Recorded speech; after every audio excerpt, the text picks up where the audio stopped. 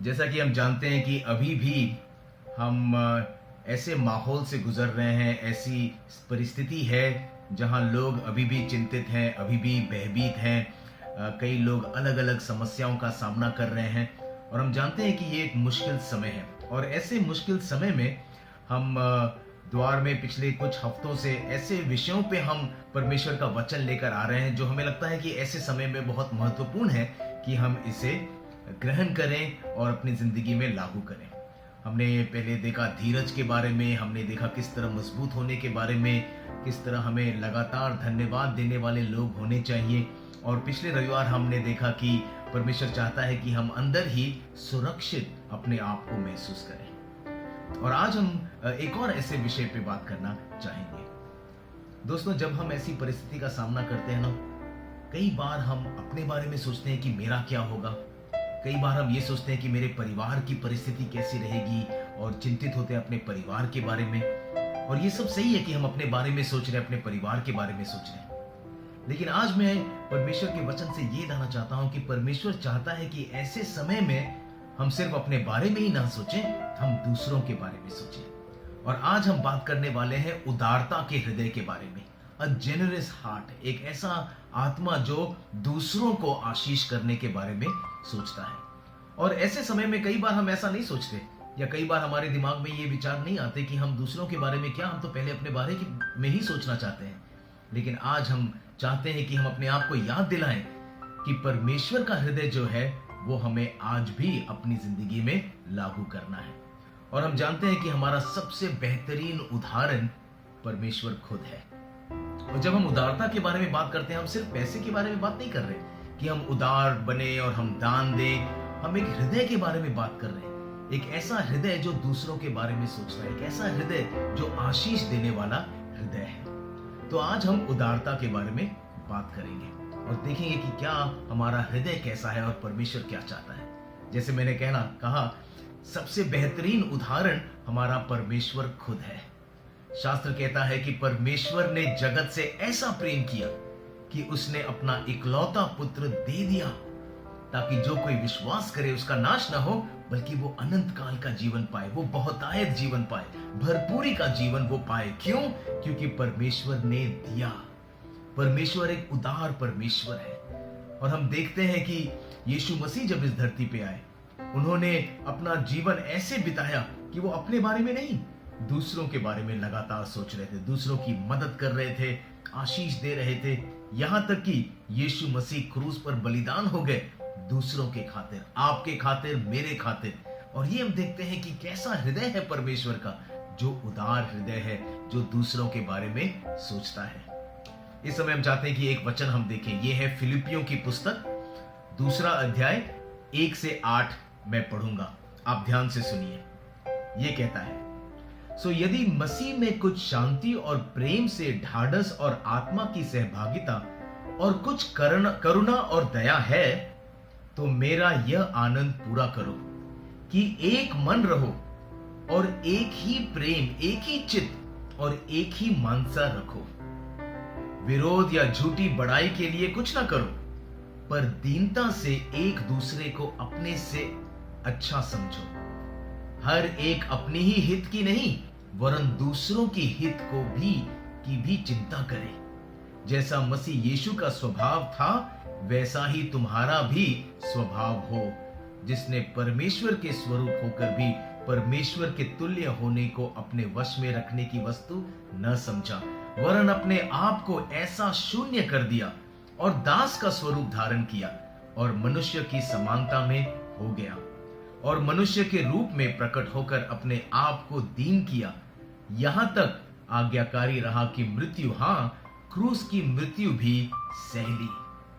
कितना अच्छा वचन है ये वचन कह रहा है, पौलुस यहां पर हमें प्रोत्साहित कर रहा है कि हम सिर्फ अपने हित के बारे में ना सोचें, हम दूसरों के बारे में सोचें। यहां पर कह रहा है कि हमारा स्वभाव, हमारा सोच, हमारा विचार वैसा होना चाहिए, हमारा एटीट्यूड जो है वैसा होना चाहिए जैसा मसीह यीशु का है।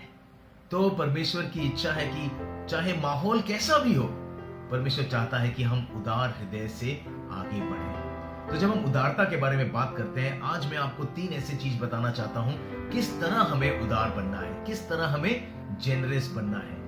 पहला, हमारी उपस्थिति से उदार बनो, यानी कि जो तुम हो वो अपनी पहचान दूसरों को दिखाओ, अपना व्यक्तित्व प्रकट करो, लोग तुम्हें देखें और जानें और प्रभु की आशीष तुम्हारे जरिए फैले। कई बार हम जब देखते हैं आशीष के बारे में तो हम सोचते हैं कि हमें कुछ करना है ताकि दूसरे लोग आशीष पाएं। परमेश्वर ने मुझे याद दिलाया कि इस तरह सोचो कि क्या तुम्हारी उपस्थिति से लोग आशीष होते हैं।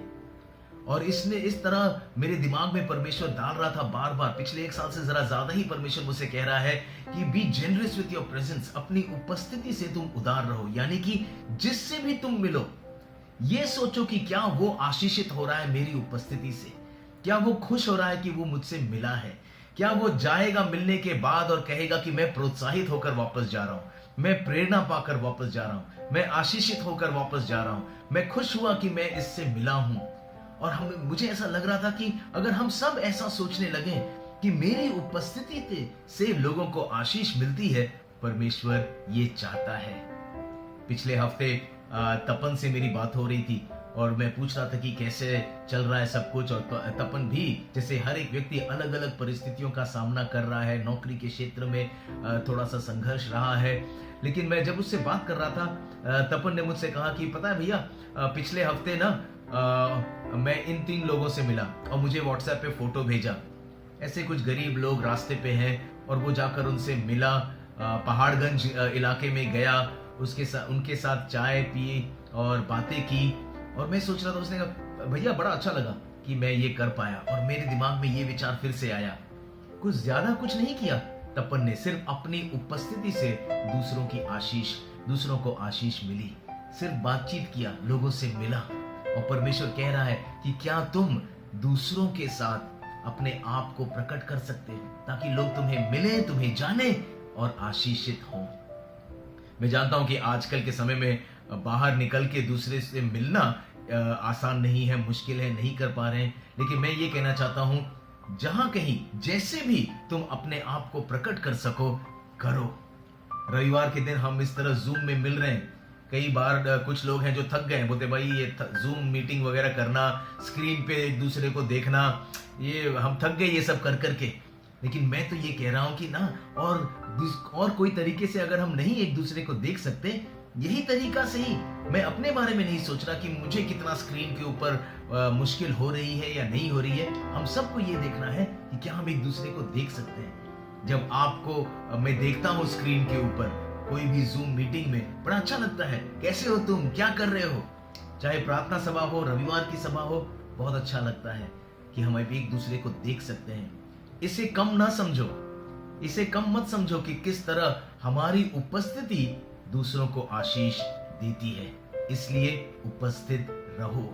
ऐसा मत सोचो, हम जानते हैं ये आइडियल सिचुएशन नहीं है, हम जानते हैं कि बेहतर होता कि हम आपके पास आकर आपसे मिल सके या आप हमसे आकर मिल सके, लेकिन अगर इस समय ये नहीं हो पा रहा, इसका ये मतलब नहीं कि हम बिल्कुल अपने आप की उपस्थिति किसी के सामने ना रखें।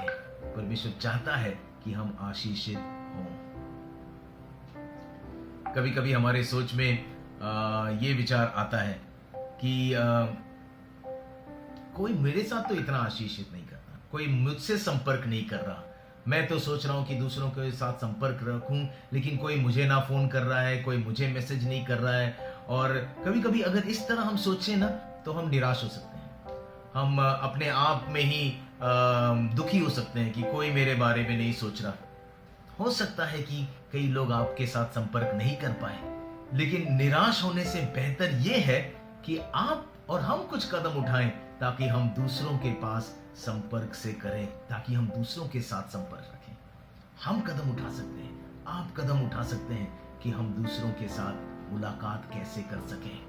कई बार मैं सोचता हूं, अरे ये कैसा है, वो कैसा है। आप भी कई बार सोचते होंगे, कुछ समय से इसके बारे में मैं नहीं जानता कैसा कर रहा है, वो कैसी है। अभी रीच आउट करो, मैसेज भेजो, एक छोटा सा मैसेज जो कहता है आप कैसे हैं, तेरे बारे में मैं सोच रहा हूं, बहुत आशीष ला सकते हैं। तो अब इस समय मौका है कि हम दूसरों को रीच आउट करें, हम दूसरों के साथ देखें कि हम कैसे संपर्क में रह सकते हैं ताकि मेरी उपस्थिति से दूसरे लोग आशीष पाएं। उदार बनो दोस्तों, दूसरों के साथ दूसरों को आशीष देने के लिए उदार बनो। अपनी उपस्थिति से दूसरों को तुम आशीष दो, और ये परमेश्वर चाहता है। स्टेप आउट, कदम उठाओ। कई बार परमेश्वर, मैं तो कभी कभी क्या करता हूँ कि मैं एक लिस्ट बनाता हूँ कि यार इस व्यक्ति से आज मैं एक मैसेज करूंगा, उस व्यक्ति को मैं पूछूंगा कि वो कैसा कर रहा है। शायद हम इस समय सबके लिए ज्यादा कुछ कर ना पाए, लेकिन संपर्क करना ही एक बहुत बड़ी आशीष हो सकती है। So be generous with your presence. अपनी उपस्थिति से दूसरों के लिए आशीष का कारण बनो। दूसरा चीज, अगर हमें उदार बनना है, सिर्फ हमने अपनी उपस्थिति से ही नहीं, शब्दों से हमें उदार बनना है। Be generous with your words. किस तरह के शब्द हम बोल रहे हैं ताकि दूसरे लोग आशीष पाए। हमारे जो शब्द है ना, बहुत पावरफुल है, बहुत सामर्थ्यशाली है।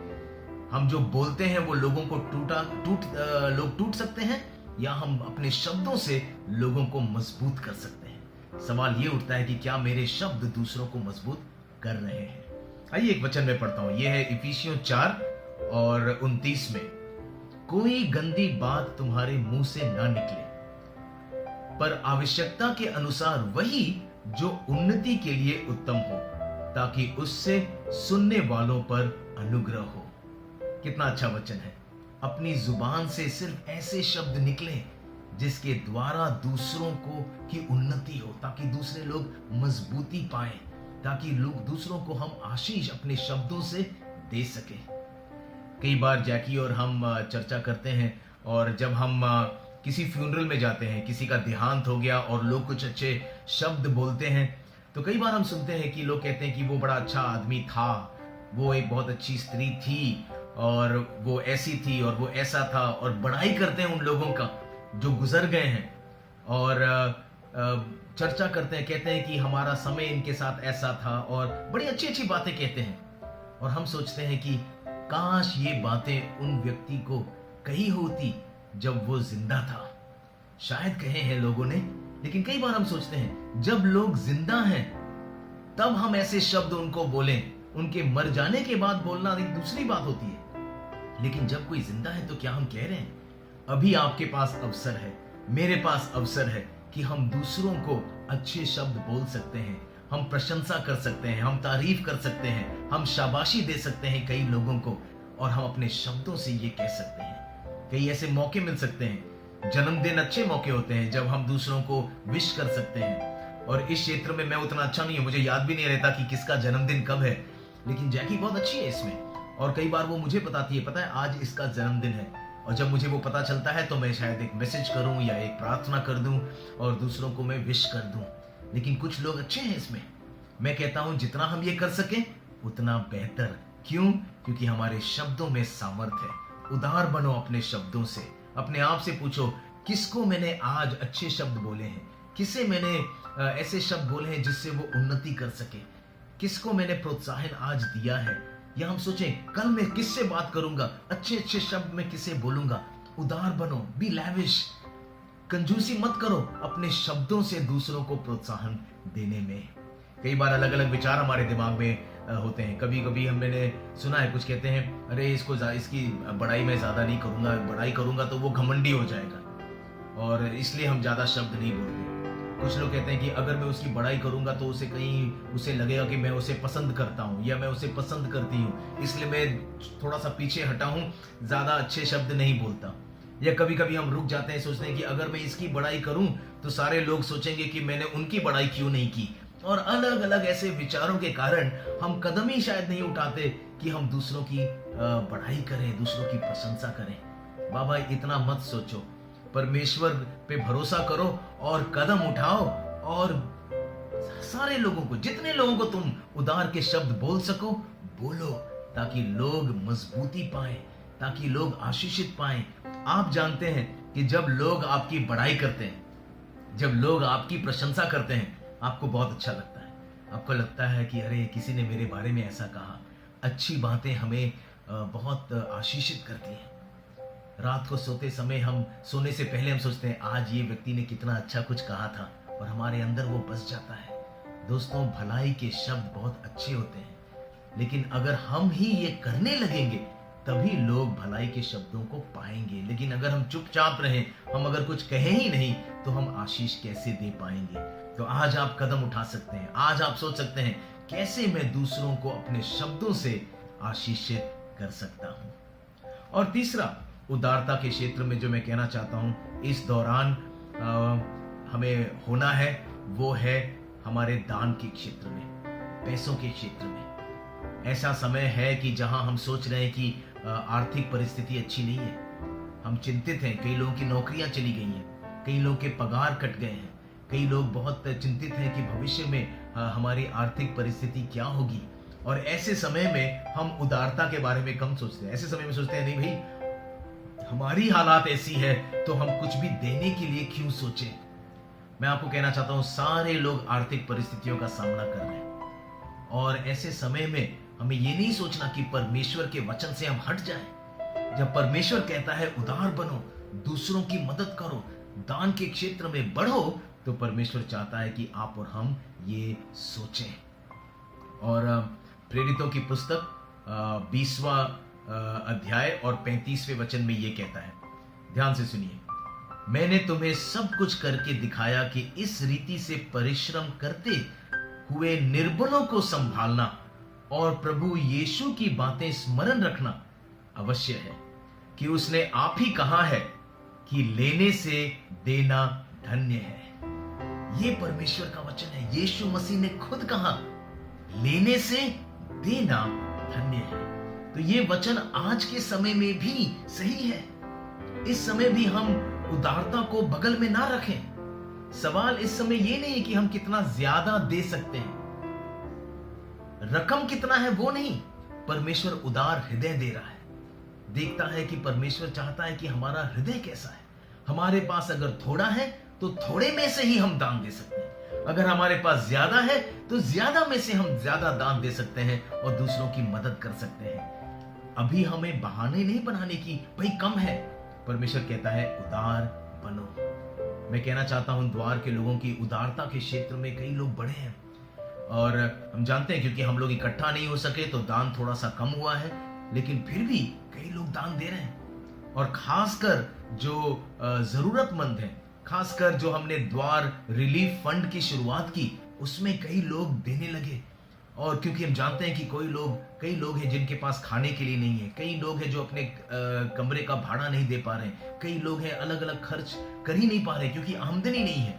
इसलिए परमेश्वर का परिवार इकट्ठा हुआ है, बोला कि हम किस तरह मदद कर सकते हैं, और कई लोगों ने दान दिया। और पिछले कुछ महीनों से हम देखते हैं कि कितने हजारों लोगों को हम मदद कर पाए हैं। दिल्ली में भी और दिल्ली के बाहर गांव में भी हम ऐसे लोगों तक मदद पहुंचा पाए हैं। द्वार के लोग मिलकर ही, और हमने कई महीने हमने पैसे इकट्ठे किए ताकि हम उदारता से लोगों को आशीषित कर सके।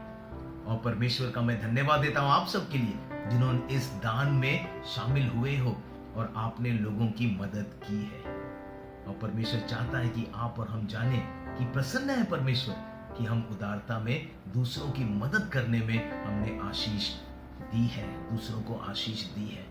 हम जानते हैं कि हमें खर्चे कम करने हैं। द्वार के लोग हमने खर्च भी कम किए हैं। हम हमारे जो फैसिलिटी है, हमारे जो जगह है जहाँ हम इकट्ठा होते हैं, उनके लैंडलॉर्ड से भी हमने जो रेंट है उसे कम कर दिया है। द्वार के सारे स्टाफ ने अपने सैलरी अपनी तनख्वाह से कट लिया है, कम ले रहे हैं। क्यों? क्योंकि हम चाहते हैं कि हमारा जो समय है जरूरतमंद की हम मदद इस समय कर सकें। आज मैं आपसे कहना चाहता हूं, अगर आप उदार नहीं रहे हो पैसे के क्षेत्र में, अगर आपने परमेश्वर को दान नहीं दिया है, अगर आप गरीब की मदद के लिए उदारता में नहीं बढ़े हो, आपने दान के क्षेत्र में आप रुक गए हो या कम हो गए हो, या परमेश्वर को आपने दान नहीं दिया है, तो मैं आपसे कहना चाहूंगा पश्चाताप करो, मन फिराव करो, परमेश्वर से क्षमा मांगो को प्रभु माफ करना कि ये हृदय मैंने नहीं रखा, माफ करना कि मैं दान के क्षेत्र में नहीं बढ़ा, मैं अपने बारे में ही सोच रहा हूं। क्योंकि हम देखते हैं शास्त्र में कई ऐसे उदाहरण हैं। हम देखते हैं वो जो विधवा जिसको यीशु कहता है कि बहुत अच्छा उसने किया, शाबाशी देता है उस विधवा को, बहुत कम में से उसने दान दिया। हम देखते हैं मकुदुनिया की कलीसिया में हम देखते हैं कि वो कलीसिया बहुत गरीब कलीसिया थी, लेकिन पौलुस उस कलीसिया को, उन लोगों को शाबाशी देता है, कहता है कि अपनी गरीबी में से उन्होंने परमेश्वर को दान दिया, अपनी गरीबी में से लोगों की मदद के लिए उन्होंने दान दिया। ये परमेश्वर चाहता है हम सबके हृदय में। सवाल ये नहीं है कि कितना ज्यादा हमारे पास है, सवाल ये नहीं कि क्या मेरे पास कम है या ज्यादा है, सवाल ये है कि क्या हमारा हृदय उदारता से बढ़ रहा है ताकि हम देने के लिए तैयार हैं। एक और मैं वचन में आपके पास लेकर आता हूं, दूसरा कुरिन्थियों 8 और 12। ये कहता है, क्योंकि यदि मन की तैयारी हो तो दान उसके अनुसार ग्रहण भी होता है जो उसके पास है, ना कि उसके अनुसार जो उसके पास नहीं है। क्या कह रहा है? जो भी तुम्हारे पास है उसमें से दान के क्षेत्र में तुम बढ़ो। ये कह रहा है परमेश्वर, ये नहीं देखे जो तुम्हारे पास नहीं है उसमें से तुम दो ना, जो तुम्हारे पास है परमेश्वर कह रहा है क्या उसमें से तुम उदारता से आगे बढ़ सकते हो। कई लोग मैं जानता हूं द्वार में उदारता में बढ़े हैं और जो कदम उठा रहे हैं। कई लोग हैं जो इस संदेश को भी आप सुन रहे हैं, जहां कहीं भी हैं, परमेश्वर ने देखा है कि आप उदार हृदय से लोगों की मदद की है और परमेश्वर कहता है शाबाश जो आपने ये किया है। लेकिन सिर्फ पैसों के द्वारा नहीं, परमेश्वर देख रहा है कि किस तरह से हमारा हृदय है कि हम दूसरों को आशीषित करें। कुछ समय पहले मेरे अंदर ये विचार आ रहा था कि गांव-गांव में जहां बिजली भी नहीं है, इंटरनेट नहीं है, आजकल तो कई लोग इंटरनेट और डेटा के द्वारा संदेश सुन पा रहे हैं, मजबूती पा रहे हैं, लेकिन कई ऐसे जगह हैं जहां ये भी उपलब्ध नहीं है। तो मैं सोच रहा था कि किस तरह हम ये कर सकते हैं और मुझे पता चला एक डिवाइस के बारे में, जो एक ऑडियो डिवाइस है, उसके अंदर बाइबल भी है, अलग अलग संदेश भी उसमें डाल सकते हैं, बिजली की ज़रूरत नहीं है, सोलर धूप के द्वारा वो चार्ज हो जाता है। तो हमने कहा अरे ये बड़ा अच्छा है कि जो लोग गांव में है वो भी आशीषित पा सकते हैं। और जैसे मैं ये सोच रहा था, मुझे पता चला क्लार्क जो द्वार के हैं वो भी ऐसा सोच रहे थे। और वो तो सोच रहे थे कि किस तरह लाडू सराय में कुछ लोग हैं या कुछ लोग हैं जो पढ़ नहीं पाते, और उन्होंने निर्णय किया कि इस तरह के डिवाइस हम लोगों तक पहुंचा सके। क्या हो रहा है? लोग सोच रहे हैं। मुझे बहुत अच्छा लगा कि दूसरे लोग सोच रहे हैं, सिर्फ पैसे के द्वारा नहीं, अलग अलग तरीके से हमारा हृदय है कि किस तरह हम दूसरों को आशीषित कर सकें। और परमेश्वर चाहता है कि आप भी ऐसा सोचें। हाल ही में मेरे बच्चों से मेरी बात हो रही थी। मेरा लड़का और लड़की इस समय बेंगलोर में वहीं पे हैं, कमा रहे हैं, और उनका हृदय बार बार वो कह रही थी हम किस तरह मदद कर सकते हैं। हमारे पास एक लैपटॉप है, क्या कोई बच्चा उससे सीख सकता है? और फिर पूछ रहे थे, मेरी बेटी ने जैकी से बात की कि और क्या है, कौन से ऐसे बच्चे हैं जिनके पास पढ़ाई करने का कुछ डिवाइस नहीं है, किस तरह से हम उसे मदद कर सकते हैं, क्या हम कुछ पैसे भेज सकते हैं, किस तरह हम मदद कर सकते हैं। और जब मैंने ये सुना और देखा कि वो कदम उठा रहे हैं, बहुत अच्छा लगा जैकी और मुझे। मिला कि हाँ, यही तो हम चाहते हैं कि हमारे बच्चे भी, आप सब सारे लोग उदारता के क्षेत्र में आगे बढ़े। तो आज मेरा ये प्रोत्साहन है। मैं जानता हूं कि आप में से कई लोग उदारता में बहुत माहिर हैं, बहुत अच्छी तरह से लोगों को दान के क्षेत्र में आप बढ़ रहे हैं और दूसरों को दे रहे हैं। लेकिन आज परमेश्वर कह रहा है ऐसी परिस्थिति में हम इस क्षेत्र में भी आगे और बढ़ें।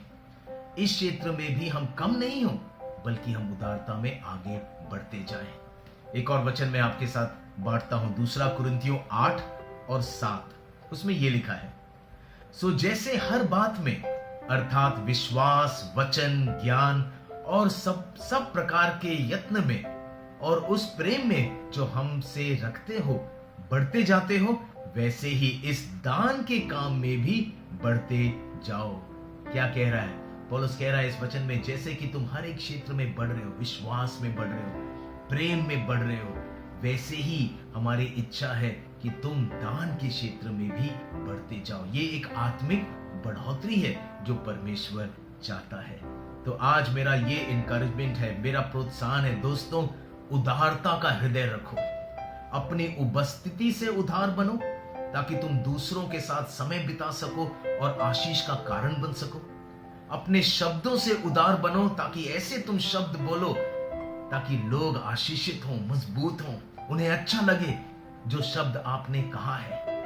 और अपने पैसों से और अपने चीजों से उदार बनो ताकि जो लोग के पास कम है वो भी तुम्हारी ओर से आशीष पा सके। तो आज मेरा ये प्रोत्साहन है, आप एक निर्णय लीजिए कि हाँ मैं शब्द बोलूंगा, हाँ मैं दूसरों के बारे में सोचूंगा, हाँ मैं दान के क्षेत्र में बढ़ूंगा। ऐसी परिस्थिति हमारे ऊपर ना जीते, मुश्किल परिस्थिति हमारे ऊपर भारी ना पड़े, मुश्किल परिस्थिति में भी हम उदारता में बढ़ते रहें। यही परमेश्वर चाहता है आप सबसे। आइए समय हम प्रार्थना करें। परमेश्वर, हम धन्यवाद देते हैं यीशु मसीह की तू हमारा सबसे बेहतरीन उदाहरण है।